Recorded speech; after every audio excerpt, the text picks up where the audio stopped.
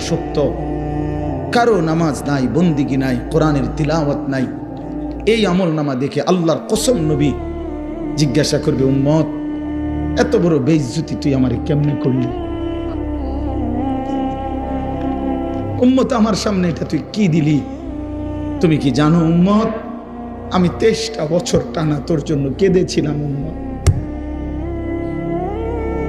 আমি এমন কাঁদা কাঁদছি রে উম্মত তোদের জন্য, এশার নামাজের পরে দাঁড়াইছি, ফজরের আজান পর্যন্ত আমি আমার মালিকের কাছে তোদের জন্য, উম্মতের জন্য চোখের পানি ফেলে কাঁদছিলাম। আমার এত চোখের পানি তোর দিল গলাইতে পারলো না। আমি তায়েফের পাথরের আঘাতে আমার পিঠটা চালনির মতো ছিদ্র ছিদ্র হয়ে গেছে রক্তে। আমি বুকে পেটে 2টা পাথর বাঁধছি ক্ষুধার কষ্টে।